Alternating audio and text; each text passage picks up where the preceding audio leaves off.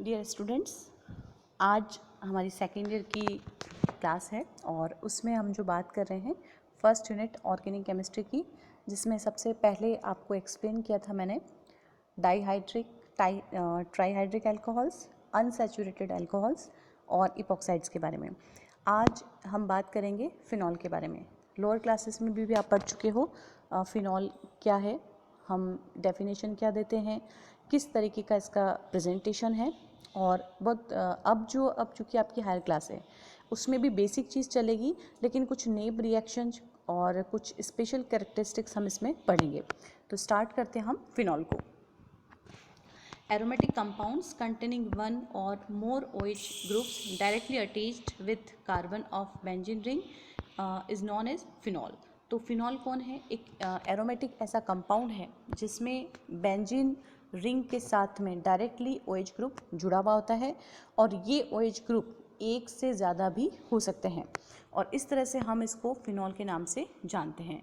Simplest phenol is carbolic acid, जिसका अणुसूत्र C6H5OH होता है। प्रेजेंटेशन अभी हम देखेंगे इसमें आगे किस तरह से होता है। Term phenol is derived from an old name of benzene phene, उस नाम से इसको फिनॉल को डिराइव किया गया है। तो फिनॉल क्या है? एरोमेटिक कंपाउंड जहाँ बेंजीन से OH ग्रुप डायरेक्टली जुड़ा हुआ हो, फिनॉल कहलाता है। अब बात करते हैं हम इसके नामकरण की, नॉमेनक्लेचर की। तो नॉमेनक्लेचर में आप सबको पता है IUPAC सिस्टम ही चलता है। तो in IUPAC OH group is represented as hydroxyl. It is used as a prefix while benzene part of the molecule is used as suffix। तो ये एग्जाम्पल सबसे सिंपल हम देख रहे हैं, देखो आप इसमें फिनॉल बेंजीन रिंग से डायरेक्ट हाइड्रोक्सिल OH ग्रुप जुड़ा हुआ है। अब नेक्स्ट हम देखें इस एक OH मोनो एक तरह से है ये, और जब हम OH ग्रुप की संख्या यहाँ बढ़ा रहे हैं, देखो आप इसमें, इसको हम क्या कहेंगे, इसका कॉमन नेम क्या है और IUPAC नेम क्या है। दो OH ग्रुप हैं, ऑर्थो पोजीशन के यहाँ पर आ रही है, तो हम इसको क्या कह रहे हैं, ऑर्थो हाइड्रोक्सी फिनॉल, और सामान्य नाम या कॉमन जो जानने वाला नाम है वो है कैटकोल। और IUPAC में आप क्या कहोगे इसको, 1,2 डाईहाइड्रोक्सी बेंजीन। नेक्स्ट इसी तरह से हम देखते हैं इस OH समूह की हमने पोजीशन चेंज कर दी है, मीन्स पहले ऑर्थो पोजीशन पे था और अब हमने इसको मेटा पे लगाया है, तो हम इसको क्या बोलेंगे, resorcinol common name, meta hydroxyphenol and 1,3 dihydroxy benzene. पहला क्या था, 1,2 डाईहाइड्रोक्सी बेंजीन, इसमें पोजीशन चेंज होते ही 1,3 हम इसको नाम दे देंगे। अब पैरा पे लगा दिया तो हम इसको क्या कहेंगे, पैरा हाइड्रोक्सीफिनॉल, और कॉमन नेम आएगा इसका हाइड्रोक्विनोन। तो नाम बिल्कुल चेंज हो गया है, कॉमन नेम बिल्कुल चेंज हो गए हैं। जब हम कह रहे हैं कि ऑर्थो पोजीशन पे है तो कैटकॉल है, 1,3 पोजीशन आ रही है तो रिसोर्सिनॉल है, और 1,4 पे आए तो हाइड्रोक्विनोन। उसको हम IUPAC में पोजीशन चेंज के अकॉर्डिंग कहेंगे 1,4 डाईहाइड्रोक्सी बेंजीन। तो इस तरह से हम इसका नॉमेनक्लेचर फिनॉल का देखते हैं। अब बात आती है फिनॉल्स की संरचना, मीन्स स्ट्रक्चर किस तरह से होता है। आप सब ने संकरण इनऑर्डिक में पढ़ा हुआ है, 11th में पढ़ा हुआ है, जहाँ संकरण में हम अलग अलग पढ़ते हैं, sp2 sp3 sp, इस तरह से संकरण पढ़ते हैं। और फिनॉल में जो बेंजीन रिंग है उससे जुड़ा हुआ OH ग्रुप है, क्या यहाँ पर संकरण होगा उसको हम देखते हैं। The alcohol functional group consists of oxygen atom bonded to sp2 hybridized aromatic carbon atom and hydrogen atom via sigma bond।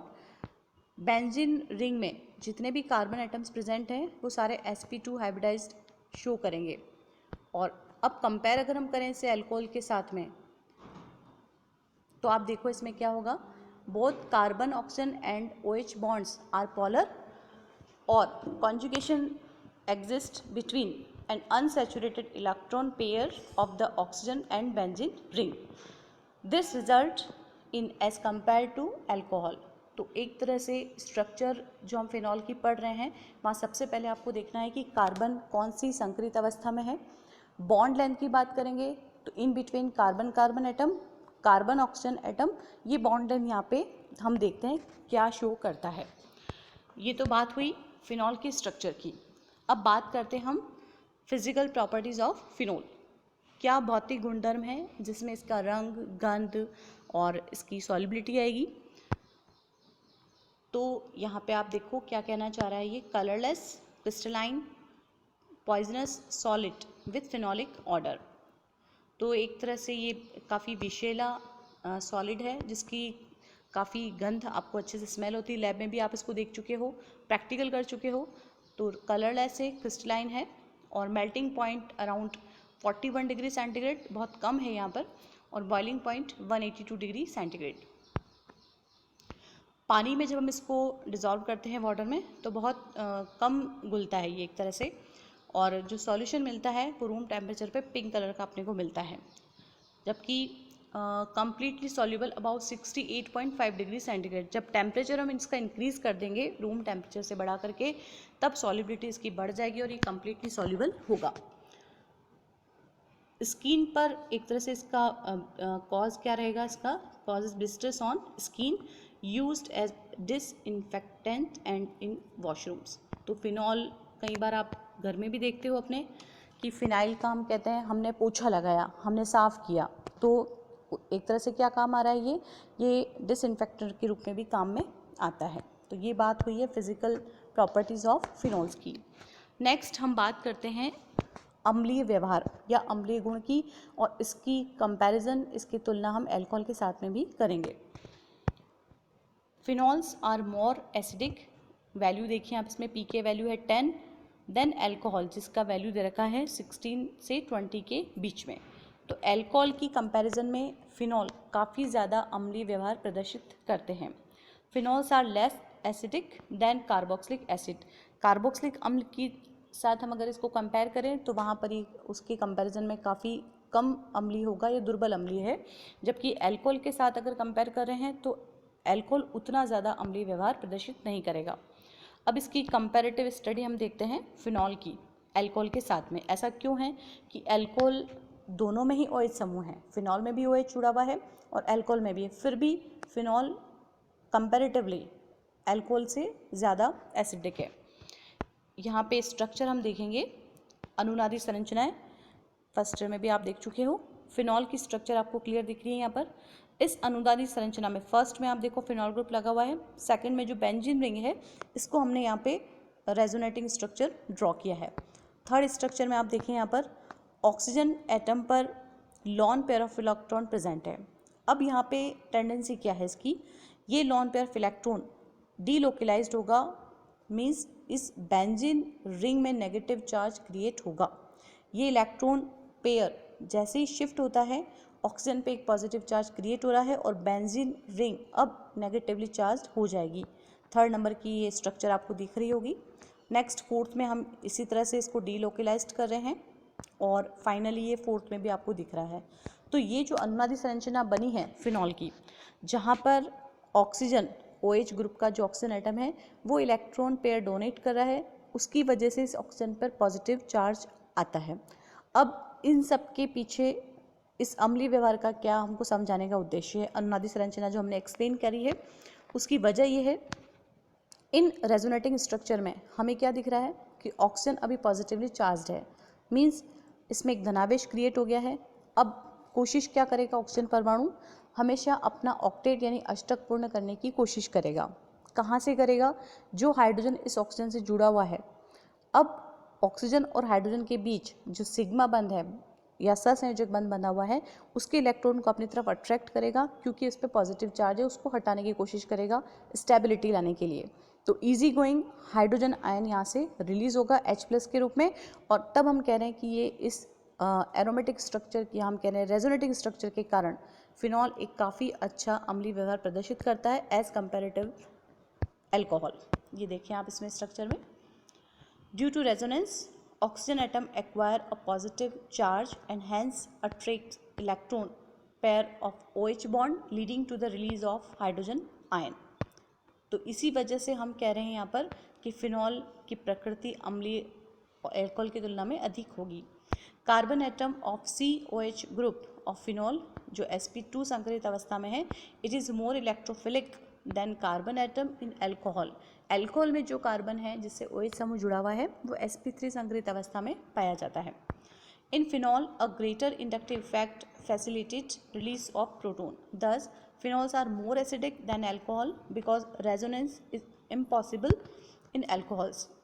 Phenoxide is more resonance stabilized than phenol, but in case of alcohol, alkoxide is not stable because there is no possibility for the delocalization of negative charge. तो इस तरह से हम देख रहे हैं कि alcohol में किसी भी तरीका का अनुनाद नहीं पाया जाता है और इसी वजह से दुर्बल अम्लीय व्यवहार प्रदर्शित करता है फिनॉल की अपेक्षा।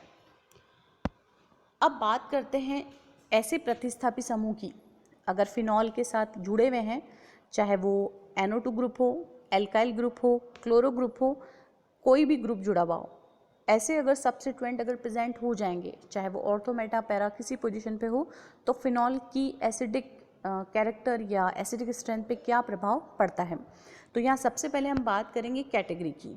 आप सब जानते हो कि इलेक्ट्रॉन रिलीजिंग ग्रुप और इलेक्ट्रॉन अट्रैक्टिंग ग्रुप, यानी इलेक्ट्रॉन रिलीज करने वाले समूह और इलेक्ट्रॉन गेन करना या अट्रैक्ट करने वाले ग्रुप अगर प्रेजेंट हैं तो वहाँ पर किस तरीके की पोजीशन होगी। देखिए हम इसको, electron attracting substituent tend to disperse negative charge of the phenoxide ion, thus stabilize the ion and increase the acidity of phenol। क्या कहना चाह रहा है ये, जब कभी भी फिनॉल में किसी भी पोजीशन पर इलेक्ट्रॉन अट्रैक्टिंग सब्स्टिट्यूएंट प्रेजेंट है, यानी इलेक्ट्रॉन आकर्षित करने वाला अगर समूह उपस्थित है, तो वो क्या करेगा, बेंजीन रिंग में जो भी नेगेटिव चार्ज आया है उसको वो क्या करेगा, कम करेगा, और जैसे ही वो चार्ज कम होगा, डिस्पर्स हो जाएगा, तो फिनॉक्साइड आयन जो हम देख रहे थे अभी अनुनादी संरचना में, वो स्टेबिलाइज्ड होगा और फिनॉल की अम्लता या अम्लीय प्रभाव या अम्लीय गुण में वृद्धि होती है। इसी तरह से अगर इलेक्ट्रॉन अट्रैक्टिंग ग्रुप की बजाय कौन हो, इलेक्ट्रॉन रिलीजिंग सब्स्टिट्यूएंट, तो उससे क्या होगा, it is tend to intensify the charge.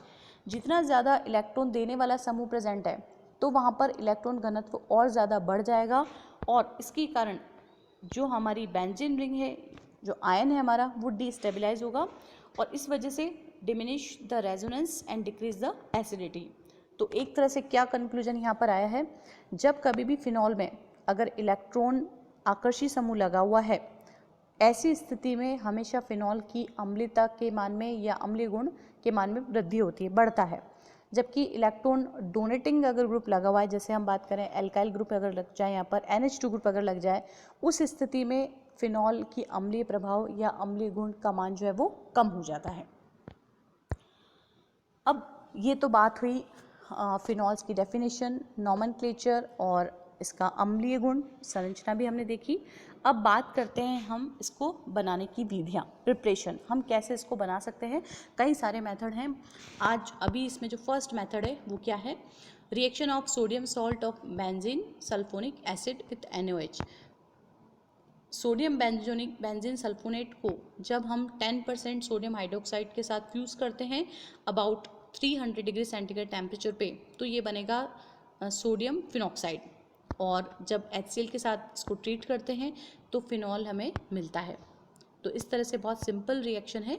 Next हम बात करते हैं बेस हाइड्रोलिसिस ऑफ क्लोरोबेंजीन, जिसको बाय नेम हम कहते हैं डॉस मेथड, और इसमें हमने क्या लिया है, क्लोरोबेंजीन लिया है और same 10% NaOH about 360 degree centigrade temperature के साथ हम रिएक्शन करवा रहे हैं और ये अभिक्रिया बनती है, इसकी फिनॉल प्राप्त होता है। नेक्स्ट हम बात कर रहे हैं acidic oxidation of cumene. Cumene एक तरह से कॉमन नेम है यहाँ पर हमारे पास, और कमर्शियल मेथड है फिनॉल को बनाने का। तो एग्जाम में कभी आ जाए कि ये फिनॉल को आप कमर्शियली कैसे बनाओगे, तो क्यूमीन से हम इसको बना सकते हैं। देखें इसमें रिएक्शन हम किसके साथ करवाते हैं, क्यूमीन की रिएक्शन करवा रहे हैं ऑक्सीजन से, और टेम्परेचर करीब 60 to 80 डिग्री सेंटीग्रेड मेंटेन करना है, और ये ऑक्सीजन जो है अब कार्बन और हाइड्रोजन के बीच में इंसर्ट होगी और ये बनेगा क्यूमीन हाइड्रो परऑक्साइड। तो परऑक्साइड फॉर्म में आ गया है। अब हम इसको H2SO4 के साथ जब ट्रीट करते हैं तो ये कन्वर्ट होता है फिनॉल में इस तरह से, और एसीटोन अपने को मिलता है। तो ये अभिक्रिया हुई है एसिडिक ऑक्सीडेशन ऑफ क्यूमीन। तो क्यूमीन का जब अम्लीय ऑक्सीकरण करवाते हैं तो फिनॉल मिलता है कमर्शियल तरीके से। नेक्स्ट रिएक्शन है preparation of phenol from aryl diazonium salt. ये देखो आप कैसे बनाएंगे इसको, अपन नाइट्रस एसिड और सोडियम नाइट्राइड 0 डिग्री सेंटीग्रेड, यहाँ पे टेम्परेचर हमको बहुत कम करना है, मेंटेन करके रखना है। आइस चैम्बर हम लेते हैं यहाँ पर कई बार, और HCl के साथ रिएक्शन बनेगी डाइज़ोनियम सॉल्ट की, ये बनता है यहाँ पर H2O और H2SO4 के साथ टेम्परेचर दे करके फिनॉल। तो इस तरह से हम बात करते हैं फिनॉल की प्रिपरेशन की। और अब प्रिपरेशन के बाद टॉपिक आता है reactivity and reactions of phenol. इसको हम नेक्स्ट लेक्चर में लिखेंगे, केवल आज मैं इसमें सिर्फ बता रही हूँ कि हमने क्या पढ़ना है। इसमें रिएक्शंस आएगी by name reaction, benzene ring की रिएक्शन, OH ग्रुप की रिएक्शन, इलेक्ट्रोफिलिक सब्स्टिट्यूशन रिएक्शंस। तो आज आपने क्या देखा है अबाउट फिनॉल के बारे में। फिनॉल से रिलेटेड हमने देखी है इसकी preparation, physical property, acidic behaviour, ये सारा हमने देखा है। नेक्स्ट लेक्चर में इसकी सारी इंपॉर्टेंट नेम रिएक्शंस हम देखेंगे। Thank you.